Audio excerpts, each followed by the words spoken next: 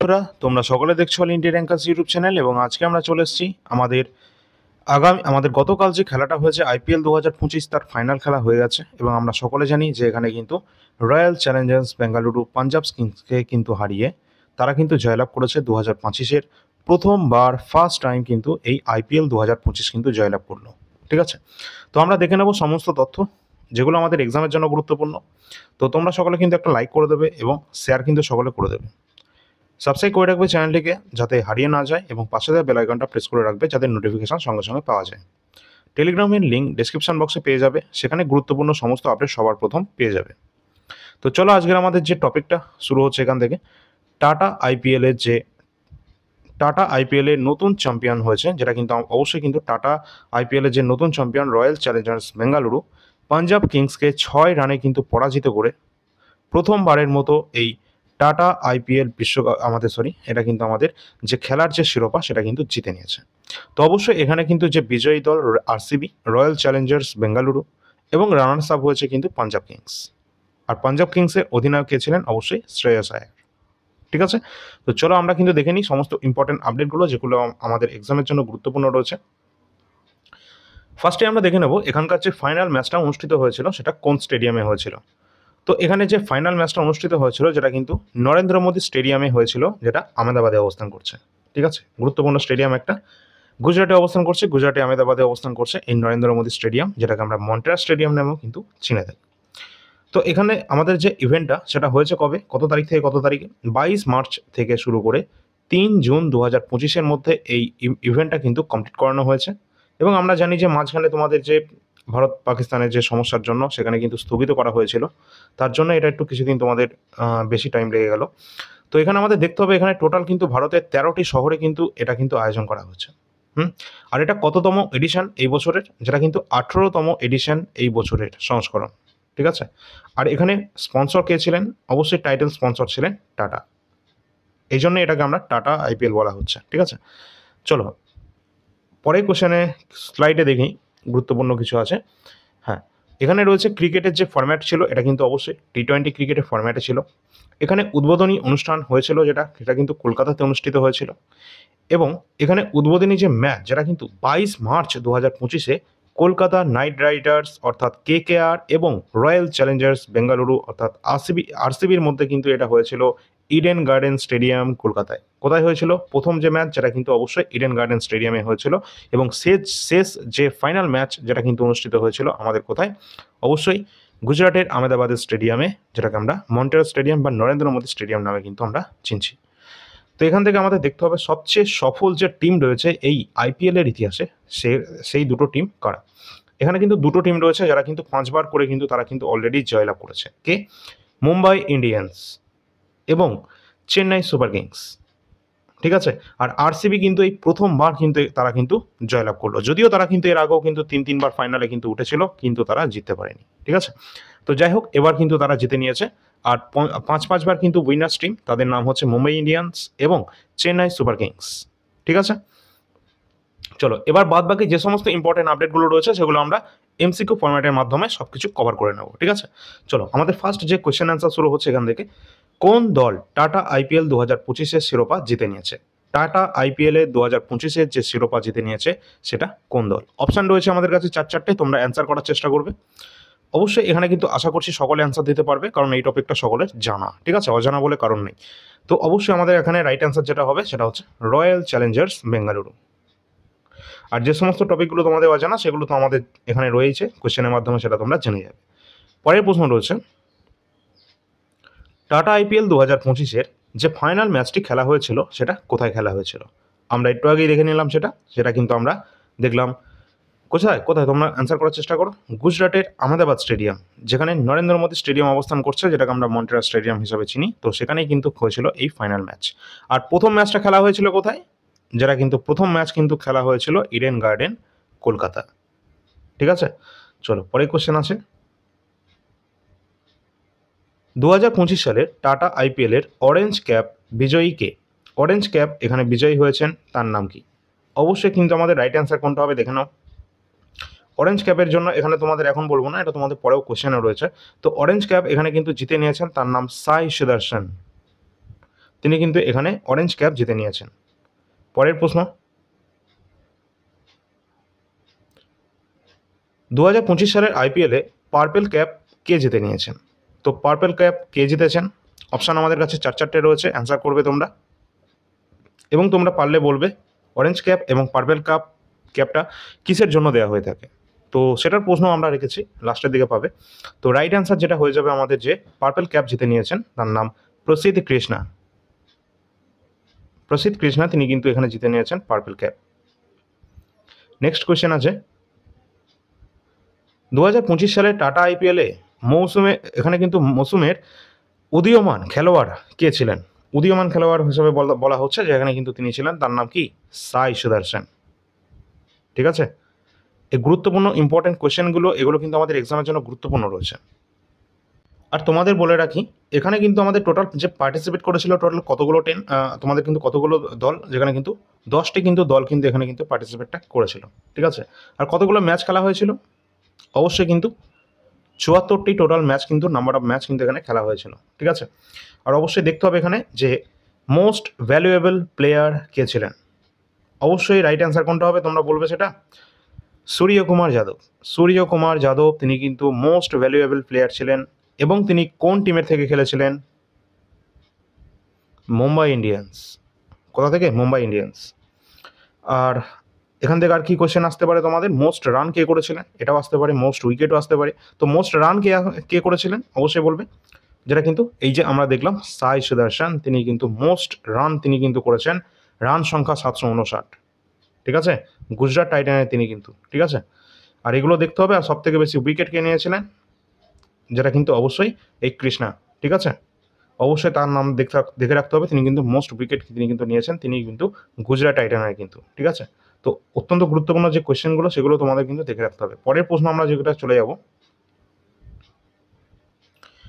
2025 সালের এপ্রিল মাসে টি20 যে ক্রিকেট 100টি অর্ধশতক করা প্রথম ভারতীয় খেলোয়াড় কে হয়েছিলেন?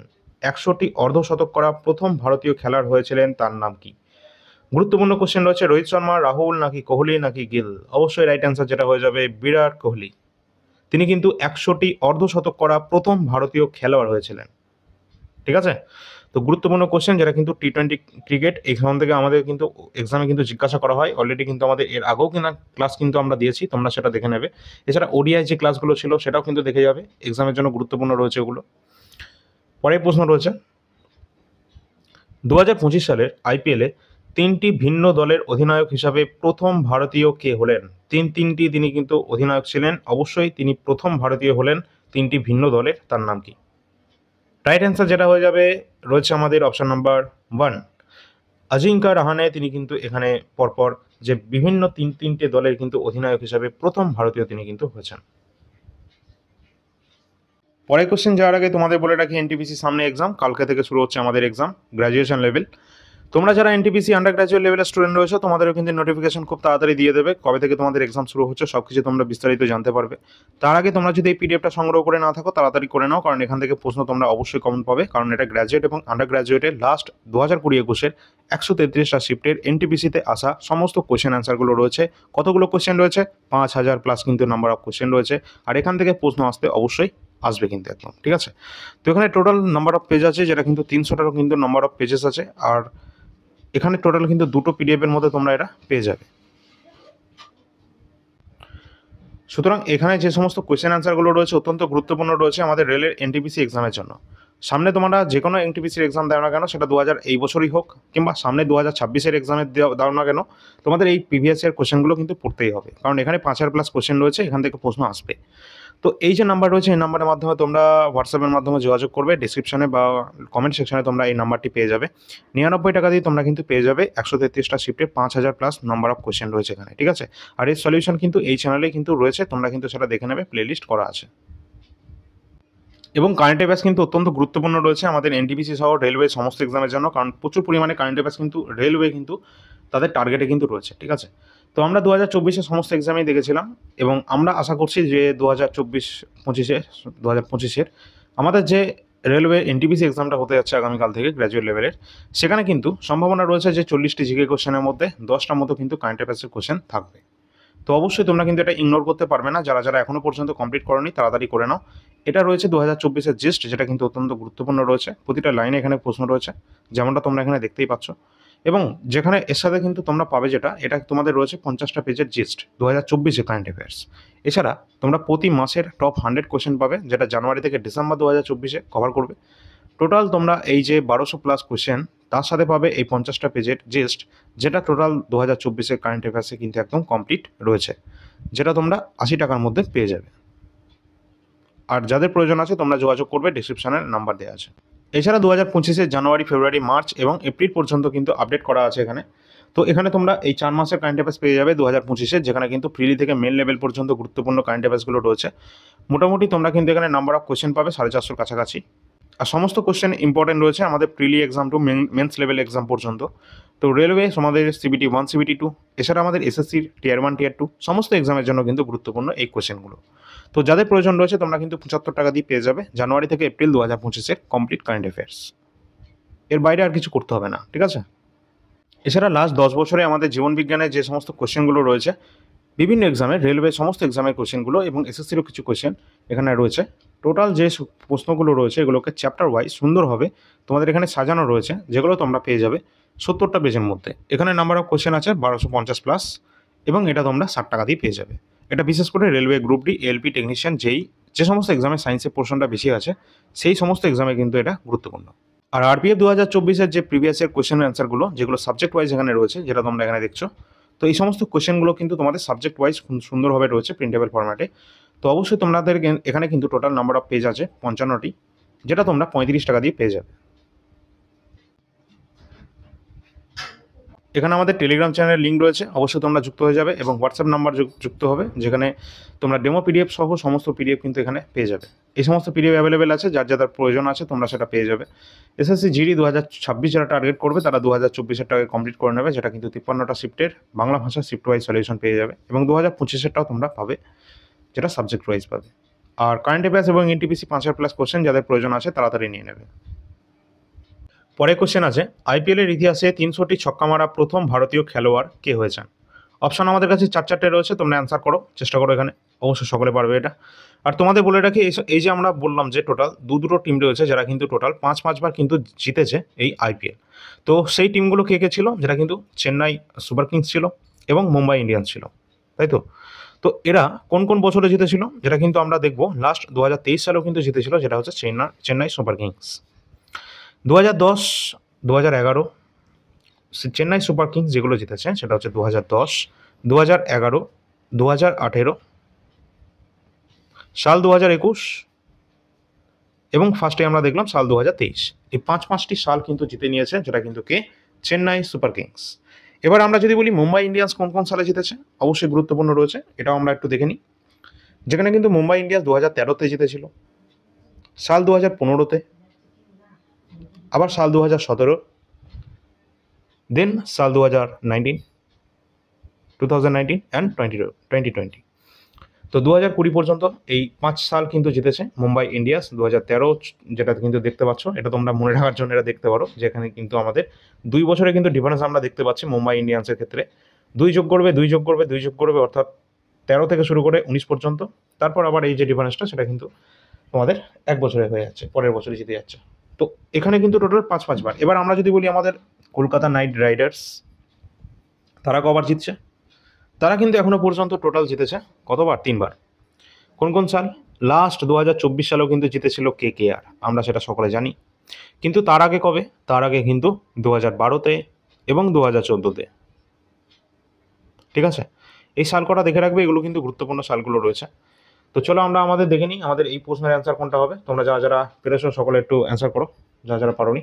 তো IPL-এর ইতিহাসে যে 300টি ছক্কা মারা প্রথম ভারতীয় খেলোয়াড় ছিলেন, তিনি কিন্তু রোহিত শর্মা, ঠিক আছে? চলো পরের প্রশ্ন আছে, 2025 সালের এপ্রিলে IPL-এর ইতিহাসে 1000টি 4 এবং ছক্কা মারা প্রথম খেলোয়াড় কে হয়েছে? তো এখানে কোনটা হবে? রোহিত শর্মা, ডেভিড ওয়ার্নার, নাকি কোহলি, নাকি শিখর ধাওয়ান? এখানে কিন্তু অবশ্যই তোমরা দেখে রাখবে আমাদের যেটা রাইট অ্যান্সার যেটা হয়ে যাবে, অবশ্যই বিরাট কোহলি কিন্তু টোটাল 1000টি 4 এবং ছক্কা মারা প্রথম খেলোয়াড় কিন্তু তিনি হয়েছেন। আর এই সমস্ত আপডেটগুলো কিন্তু অলরেডি কিন্তু আমরা আমাদের ফেসবুক পেজে কিন্তু দিয়ে থাকি। অবশ্যই তোমরা কিন্তু সেই পোস্টগুলোকে কিন্তু ফলো রাখবে এবং ফেসবুক পেজের লিঙ্ক যেটা কিন্তু তোমরা ডেসক্রিপশন বক্সে পেয়ে যাবে এবং কমেন্ট সেকশনেও পাবে। পরে কোশ্চেন আছে, 2025 সালের আইপিএলে কোন খেলোয়াড় 14 বছর 23 দিন বয়সে সবচেয়ে কম বয়সী আইপিএলের ইতিহাসে নতুন রেকর্ড করেছেন? গুরুত্বপূর্ণ কোশ্চেন। সব থেকে কম বয়সী খেলোয়াড় কে হয়েছেন আইপিএলের ইতিহাসে? রাইট অ্যান্সার কোনটা হবে? আমরা সকলেই তার নাম জানি, তিনি কিন্তু ট্রেন্ডিং টপিকের মধ্যেই ছিলেন, ঠিক আছে, কিছুদিনের মধ্যেই। তো অবশ্যই এক্সামে আসবে, যেটা কিন্তু অবশ্যই বৈভব সূর্যবংশী। তিনি কিন্তু 14 বছর 23 দিন আর কি, 14 দিন নয়, তো 14 বছর 23 দিনে তিনি কিন্তু সব থেকে কম বয়সী আইপিএলের ইতিহাসে নতুন রেকর্ড কিন্তু তিনি গড়েছিলেন। পরের কোশ্চেন আছে, আইপিএলে দ্রুততম সেঞ্চুরি করা প্রথম ভারতীয় খেলোয়াড় কে হয়েছেন? তো এটাও কিন্তু গুরুত্বপূর্ণ কোশ্চেন। আইপিএলের যে দ্রুততম সেঞ্চুরি করা প্রথম ভারতীয় খেলোয়াড়, তার নাম হচ্ছে বৈভব সূর্যবংশী, যিনি কিন্তু সব থেকে কম বয়সী খেলোয়াড়।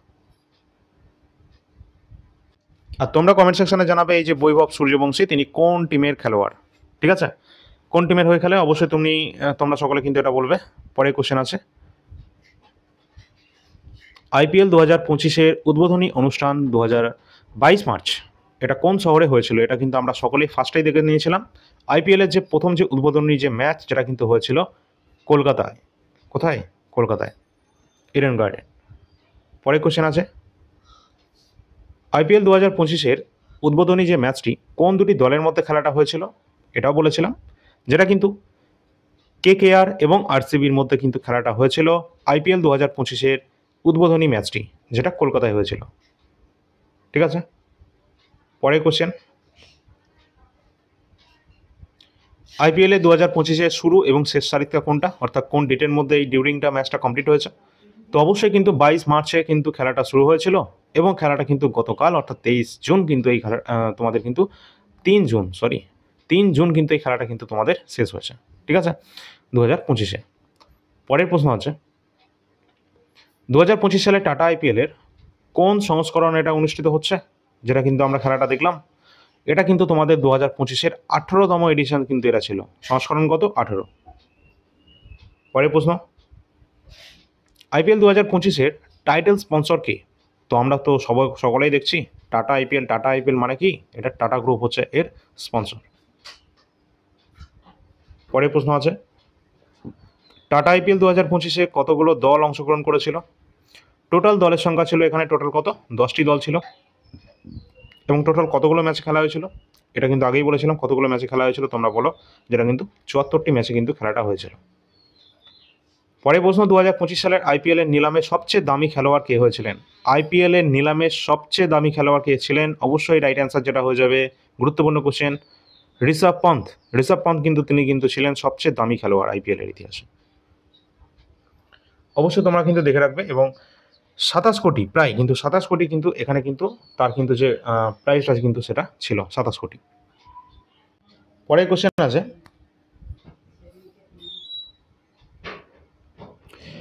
2025 সালে টাটা আইপিএলের যে বিজয়ী দলকে কত টাকা এখানে পুরস্কার হিসেবে দেওয়া হয়ে থাকে? গুরুত্বপূর্ণ কোশ্চেন, যেখানে কিন্তু অবশ্যই আমাদের দেখতে হবে। অবশ্যই কিন্তু এখানে বিজয়ী দলকে তাদের কিন্তু 20 কোটি কিন্তু পুরস্কার মূল্য হিসাবে কিন্তু দেওয়া হয়ে থাকে। পরের কোশ্চেন আছে, এই যে আইপিএল হচ্ছে ইন্ডিয়ান প্রিমিয়ার লিগ, এর বর্তমান চেয়ারম্যান কে রয়েছেন? আইপিএলের বর্তমান চেয়ারম্যান কে রয়েছেন?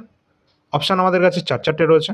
রাইট অ্যান্সার যেটা হবে অরুণ ধোমাল তিনি কিন্তু বর্তমানে আইপিএলের চেয়ারম্যান কিন্তু রয়েছেন। পরের কোশ্চেন আছে, 2024 সালের যে ইন্ডিয়ান প্রিমিয়ার লিগ অর্থাৎ আইপিএল যেটা হয়েছিল, এর শিরোপা কে জিতেছিল? তো 2024-এ আমরা একটু আগেই দেখলাম আমাদের কিন্তু কেকেআর, আমাদের কলকাতা নাইট রাইডার্স, তারা কিন্তু টোটাল 3বার জিতেছে। তার মধ্যে কিন্তু সাল 2024-এ তারা কিন্তু জয়লাভ করেছিল, সেটা আমরা বলেছিলাম। পরের কোশ্চেন দেখি, ইন্ডিয়ান প্রিমিয়ার লিগের প্রথম সংস্করণ কত সালে অনুষ্ঠিত হয়েছিল? অনেকবার কোশ্চেন এসেছিল আমাদের এক্সামে। তো আমাদের যেটা রাইট অ্যান্সার হবে সাল 2008-এ কিন্তু আইপিএল কিন্তু প্রথম সংস্করণ খেলাটা অনুষ্ঠিত হয়েছিল, ঠিক আছে। পরের প্রশ্ন আছে, ভারতের কোন সংস্থা আইপিএল আয়োজন করে থাকে? তো ভারতের কোন সংস্থা এটা আয়োজন করে থাকে? অবশ্যই রাইট অ্যান্সার হবে BCCI, board of control for cricket in India, তাই তো। তো অবশ্যই তোমরা সকলে বলবে বিসিসিআই বর্তমান কে রয়েছেন হেড। এবং যে কোশ্চেনগুলো তোমাদেরকে অ্যান্সার করতে বলেছিলাম, যেটা হচ্ছে আইপিএলের যে ক্যাপ দুটো দেওয়া হয়ে থাকে, একটা হচ্ছে পার্পেল ক্যাপ আর একটা হচ্ছে অরেঞ্জ ক্যাপ। তো এই যে রয়েছে পার্পেল ক্যাপ, এটা আমাদের অপশান রয়েছে 4-4টে। এখানে কিন্তু খেলাধুলার কোন ক্ষেত্রে এই যে পার্পেল ক্যাপটা দেওয়া হয়ে থাকে, বেশি রান করলে, বেশি উইকেট নিলে, নাকি বেশি ক্যাচ ধরলে, না ভালো ফিল্ডিং করলে, কোনটা? তো অবশ্যই কিন্তু পার্পেল ক্যাপ যেটা কিন্তু দেওয়া হয় সব থেকে বেশি যে উইকেট নিয়ে থাকে তাকেই কিন্তু এই পার্পেল ক্যাপটা দেওয়া হয়ে থাকে, ঠিক আছে। আর এই যে রয়েছে অরেঞ্জ ক্যাপ, অরেঞ্জ ক্যাপ যেটা রয়েছে এটা কিন্তু দেওয়া হয়ে থাকে কোন ক্ষেত্রে, যারা কিন্তু সব থেকে বেশি রান তৈরি করার ক্ষেত্রে কিন্তু দেওয়া হয়ে থাকে এই অরেঞ্জ ক্যাপ, ঠিক আছে। তো এই দুটো কোশ্চেন তোমাদের জিজ্ঞাসা করেছিলাম, সেগুলো তোমরা অবশ্যই চেষ্টা করেছো এবং অ্যান্সার তো আমি বলেই দিলাম। তোমাদের জন্য যে হোমওয়ার্কের কোশ্চেনটা, সেটা কী কোশ্চেন, সেটা হচ্ছে তোমাদের দিয়েছিলাম, যেটা হচ্ছে কি কোশ্চেন দিয়েছিলাম, দাঁড়াও বলছি। এই যে আমাদের এখানে একটা কোশ্চেন ছিল না, সব থেকে কম বয়সী খেলোয়াড় ছিলেন, তার নাম কি? বৈভব সূর্যবংশী। তোমাদের এই কোশ্চেনটাই থাকছে যে বৈভব সূর্যবংশী তিনি তো সবচেয়ে কম বয়সী এবং দ্রুততম তিনি রানও করেছেন, সব ঠিক আছে। এবার তোমরা বলবে যে তিনি কোন দলের হয়ে খেলে থাকেন, ঠিক আছে, কোন টিমের হয়ে খেলে থাকে বৈভব সূর্যবংশী। তোমরা যারা যারা খেলা দেখছো তোমরা তো সকলেই জানো, যারা জানো না তাদেরকেও জানতে হবে, তার জন্য তোমরা সকলে অ্যান্সারটা কমেন্ট সেকশনে করে দেবে, যাতে যারা জানে না তারা জেনে যাবে, ঠিক আছে। তো অবশ্যই তোমরা এই অ্যান্সারটা তোমরা কমেন্ট সেকশনের মাধ্যমে জানিয়ে দেবে। এই ধরনের কোশ্চেনগুলো আমাদের এই পর্যন্তই ছিল আজকে। আইপিএলের সমস্ত কোশ্চেন অ্যান্সারগুলো যেগুলো আমাদের এক্সামের জন্য গুরুত্বপূর্ণ ছিল সেগুলো আমরা দেখে নিলাম, এবং পরবর্তী কোন টপিক তোমাদের জন্য নিয়ে আসা হবে সেটা তোমরা অবশ্যই জানাতে পারো, ঠিক আছে। আর আগামীকাল থেকে তো আমাদের এক্সাম শুরু হচ্ছে, তো ভালোভাবে এক্সাম হবে, ঠিক আছে। আর তোমরা যারা যারা আগের ক্লাসগুলো দেখোনি, তোমাদের যাদের পরে এক্সাম রয়েছে, তোমরা অবশ্যই কিন্তু আগের ক্লাস দেখতে পারো। তোমাদের চ্যানেলে কিন্তু প্লেলিস্ট করা রয়েছে, অবশ্যই সেটা দেখে নেবে। অনেক ক্লাস কিন্তু অলরেডি আমরা ফ্রি অফ কস্ট দিয়ে দিয়েছি, যেগুলো তোমাদের কিন্তু কোনো ব্যাচে কিন্তু করানো হয়ে থাকে, ঠিক আছে। তো এখনও পর্যন্ত যদি তোমাদের কোনো রকম যদি কোনো ধরনের কোনো টপিকে যদি দুর্বল থাকে, ঠিক আছে, যে কোনো টপিক হতে পারে, তো অবশ্যই সেটা তোমরা কমেন্ট সেকশনের মাধ্যমে জানাবে। সেই টপিক নিয়ে আমাদের কিন্তু পরবর্তী কোয়েশ্চেন অ্যান্সারগুলো কিন্তু থাকবে, ঠিক আছে। তো যেহেতু আমাদের এক্সাম শুরু হয়ে যাচ্ছে, আর সামনে যেহেতু আমাদের আন্ডার গ্র্যাজুয়েটের এক্সাম রয়েছে, সুতরাং আমরা কিন্তু এই এনটিপিসি সিরিজটা এখনও পর্যন্ত কিন্তু কন্টিনিউ করতে থাকবো, ঠিক আছে। আর তোমরা যারা যারা বলছিলে যে আমাদের এই সমস্ত এক্সামগুলো যে হচ্ছে, এই এক্সাম কী ধরনের কোয়েশ্চেন আসছে তার মানে অ্যানালাইসিস করার কথা বলছিলে যারা, তাদেরকে বলে রাখি, আমি না তো কোনো রকম অ্যানালাইসিস করব, না তো বলবো যে কোন ধরনের এক্সাম আসছে বা কোন দিক থেকে এক্সাম বেশি আসছে, ওয়েটেজটা কত আসছে। কোনো কোশ্চেন অ্যান্সারে কোনো রকম সলিউশন কিন্তু হবে না যতদিন না পর্যন্ত এক্সাম কমপ্লিট হয়ে যাচ্ছে, ঠিক আছে। তার কারণ এটা এসএসসি এবং আরআরবি দুজনেরই কিন্তু গাইডলাইনে কিন্তু বলা রয়েছে এক্সাম চলাকালীন কোনো রকম অ্যানালাইসিস কিন্তু করা যাবে না, সেটা কোনো ছাত্রই করুক বা কোনো টিচার করুক বা কোনো ইউটিউবার বা সোশ্যাল মিডিয়া, ঠিক আছে। সুতরাং এটা তো আমাদের থেকে পাবে না। আমাদের যে প্রিভিয়াস ইয়ার কোশ্চেন যেটা আমাদের সিরিজ চলছিল সেটাই কিন্তু কন্টিনিউ থাকবে, আর সেটাই তোমরা ফলো করবে। আশা করছি ওখান থেকেই ম্যাক্সিমাম টু ম্যাক্সিমাম তোমরা স্কোর করতে পারবে। আর অবশ্যই তোমরা যারা যারা এটা নিয়েছো, ঠিক আছে, তাদেরকে আর কিছু বলবো না, তোমরা এটাই শুধু করে নাও, ঠিক আছে। বাকিটা তোমরা শুধু যা যা পড়েছো এতদিন শুধুমাত্র সেইটুকু রিভিশন দাও। জিআইয়ের যে সমস্ত চ্যাপ্টারগুলো রয়েছে, যেমন যাদের সমস্যা সমাধান হয়, যেমন সমস্যা হয় কোনগুলো, ডাইস, ক্লক, ক্যালেন্ডার, এই ধরনের যে টপিকগুলো রয়েছে সেগুলো একটু দেখে নেবে। ম্যাথের ক্ষেত্রে যদি বলি, ভালো নাম্বার অফ কোশ্চেন যেখান থেকে আছে profit and loss, simple interest, compound interest, এদিকে দেখবে ম্যানসুরেশনটা 2D 3D দুটোই, ঠিক আছে, জিওমেট্রি এবং ট্রিগোনোমেট্রি, এখানে আমাদের অ্যাডভান্সের পার্ট। এছাড়া টাইম, স্পিড অ্যান্ড ডিস্টেন্স, যেখানে 10 রিলেটেড কোশ্চেনগুলো ভালো নম্বরের কোশ্চেন কিন্তু এখানে এসে থাকে, এই ধরনের কোশ্চেন। এছাড়া পার্সেন্টেজের মধ্যে বেশিরভাগ যদি আমরা ফোকাস করি, যেটা হচ্ছে কোনটা, আমরা ইলেকশন বেসড যে সমস্ত কোশ্চেনগুলো পাবো, এই ধরনের টাইপটা তোমরা কভার করে যাবে, ঠিক আছে। এই ধরনের কোশ্চেন অ্যান্সারগুলো যেগুলো আমাদের এক্সামে কিন্তু বারবার রিপিট হয়, এই ধরনের কোশ্চেনগুলো আমাদের কভার করতে হবে। এছাড়া অ্যাভারেজ চ্যাপ্টার রয়েছে, আমাদের এলসিএম এইচসিএফ রয়েছে, এগুলো তো আমরা এমনিতেই পারবো, তাই না। তো এগুলো একদম ইজি চ্যাপ্টার রয়েছে, অ্যারিথমেটিকে কিচ্ছু নেই।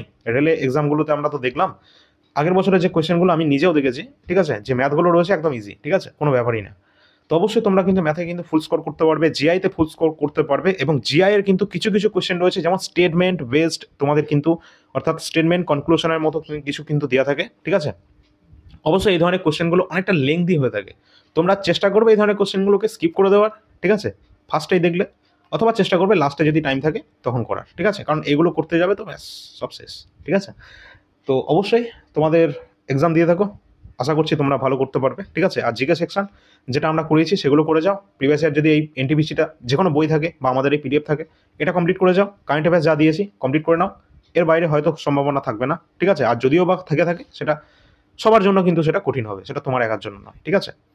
তো অবশ্যই যেটুকু বলার সেটা আমরা বলে দিলাম। এবং যারা আন্ডার গ্রাজুয়েট স্টুডেন্ট আছো তারা কিন্তু এখনও পর্যন্ত, তোমাদের কিন্তু এখনও টাইম আছে 1 মাস মতো, তোমরা কিন্তু এই সমস্ত পিডিএফগুলো এখনও পর্যন্ত নিয়ে নিতে পারো এবং ভালোভাবে প্র্যাকটিস করতে পারো। তো যাদের প্রয়োজন আছে এই নাম্বারে তোমরা যোগাযোগ করবে, এই নাম্বারটা তোমরা ডিসক্রিপশন বক্স এবং কমেন্ট সেকশনে পাবে। এছাড়া টেলিগ্রামের লিঙ্ক তোমরা কিন্তু পেয়ে যাবে ডিসক্রিপশন বক্সে, সেখানে সমস্ত আপডেট সবার প্রথম তোমরা পেয়ে যাবে। আর অবশ্যই পরীক্ষার সামনে তোমরা কিন্তু পরীক্ষা যেহেতু রয়েছে, তোমরা আরএনডি কার্ড নেবে, তার সাথে সাথে আধার কার্ড, প্যান কার্ড, যে কোনো ফটোগ্রাফ নেবে, এবং এই যে অ্যাডমিট কার্ড রয়েছে পারলে সেটা কালার জেরক্স করে নেবে, ঠিক আছে, কালার প্রিন্ট করে নেবে। আর পরীক্ষার মোটামুটি তোমাদের যে টাইম আছে সেই টাইমের 1-1.5 ঘন্টা আগে পৌঁছে যাবে, ব্যাস, ঠিক আছে। তো ভালোভাবে এক্সাম দেবে, কালকে থেকে আমাদের শুরু হচ্ছে গ্র্যাজুয়েট লেভেলের এক্সামিনেশন। অল দ্য বেস্ট, ধন্যবাদ, পরবর্তী ক্লাস নিয়ে আসছি।